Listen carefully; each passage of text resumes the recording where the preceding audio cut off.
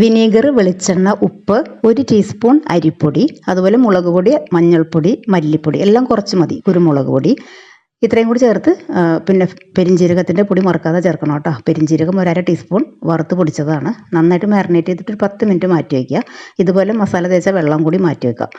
ഇനി പാനിലേക്ക് 1 spoon 1-2 teaspoon മാത്രം മതി ഷാലോ ഫ്രൈ ചെയ്തെടുക്കുക. ഫിഷ് 2 സൈഡും ഒന്ന് മൊരിച്ചെടുക്കുക. മൊരിഞ്ഞ് വന്നതിന് ശേഷം പാനിലേക്ക് ഇതുപോലെ ഫിഷ് മാറ്റി വെച്ചിട്ട് 1 സ്പൂൺ വെളിച്ചെണ്ണയിലേക്ക് കുരുമുളകും മുളക് പൊടിയും അതുപോലെ കടലപ്പൊടി നന്നായിട്ടൊന്ന് ഫ്രൈ ചെയ്യുക. ഈ വെള്ളം കൂടി ചേർത്ത് ഒന്ന് റോസ്റ്റ് ആക്കിയതിന് ശേഷം ഫിഷിൻ്റെ എല്ലാ ഭാഗത്തേക്കും തിരിച്ചിട്ട് കൊടുക്കുക കേട്ടോ.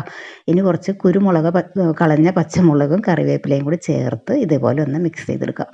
ഇത്രയേ ഉള്ളൂ. നല്ല സൂപ്പർ ടേസ്റ്റാണ് കേട്ടോ. ഒരു വെറൈറ്റി ടേസ്റ്റിൽ വരുന്ന ഫിഷ് ഫ്രൈഡ് റെസിപ്പിയാണ്. ചോറിനും ചപ്പാത്തിക്കൊക്കെ നന്നായിട്ട് മാച്ചായിട്ട് പോകുന്ന റെസിപ്പിയാണ്. ട്രൈ ചെയ്ത് നോക്കുക. വീഡിയോ ഇഷ്ടപ്പെടുകയാണെങ്കിൽ സപ്പോർട്ട് ചെയ്യണം കേട്ടോ. താങ്ക്